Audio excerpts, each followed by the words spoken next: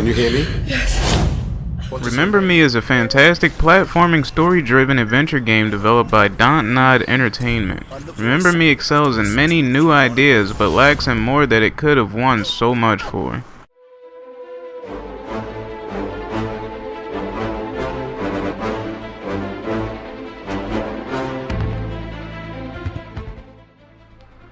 The environments in Remember Me are something amazing to see for yourself.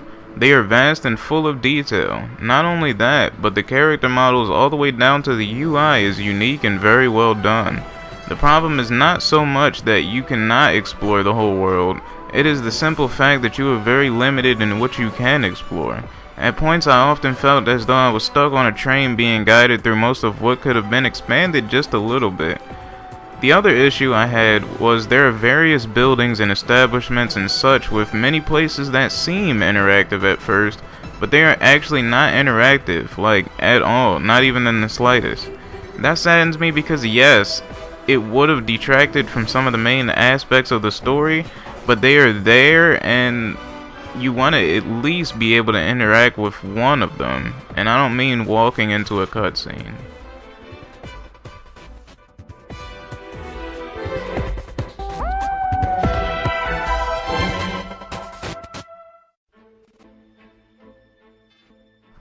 The combat system in the game is unique within itself in that it takes a slightly different approach rather than having a combo list or moveset. You get a combo set which is comprised of preset buttons that can be configured with the moves of your choice.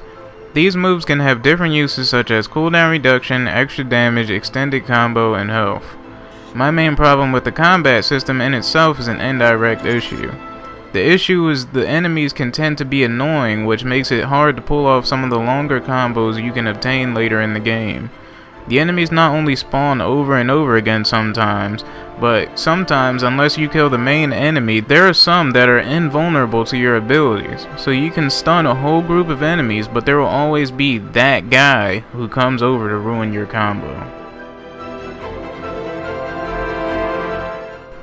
Another great thing about this game is since it is based around the memories of the citizens of Neoparis, you are allowed to what is referred to as remix key people's memories in your favor to either change or distort their outlook on their current life.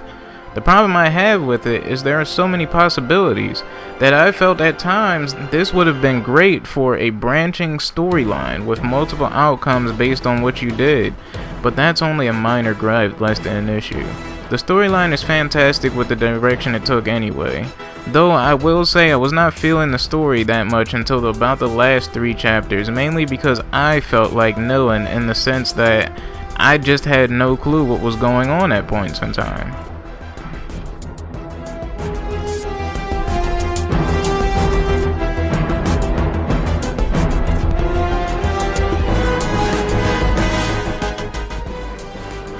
I want to talk about something that had almost completely ruined the experience for me.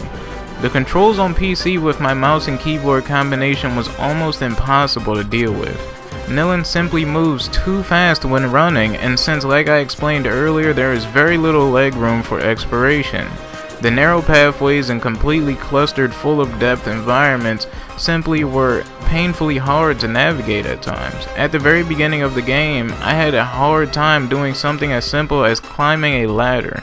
I plugged up my controller to play through the rest of the game, but I prefer to play with a keyboard and mouse. So that could have been a deal breaker for me considering I wasn't being held on by the story at the very beginning, as I said.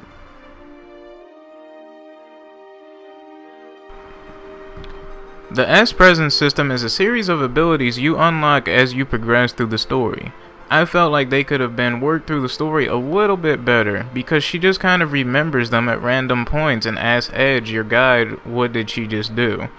They tend to be learned right before a boss fight or a new group of enemies are introduced, but I think it would have been more natural if they were to be taught to you, or you remembered them through defeating a boss, not vice versa.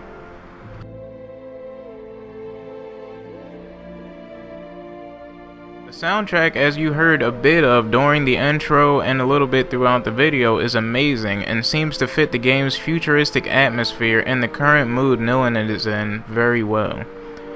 The soundtrack actually changes depending on what you're doing in fight. and almost seamlessly switches between two tracks without sounding like it just changed. This is not always the case, but when you hear it, it is great to hear. Overall, I really enjoyed the game and would recommend it to you if you enjoy fast-paced action platformers like the Batman Arkham series, or even if you just love a good story. For the most part, the story doesn't make much sense until the end, but trust me, it all begins to fall in place and make sense if you just hang in there for a little bit. The game is fairly long, about 6 to 7 hours, maybe 8 if you're looking for all the collectibles. I gave Remember Me an 8.5 out of 10 because of the few things that I felt could have been improved, but that's about it. I hope you enjoyed this review, and I will talk to you guys next time.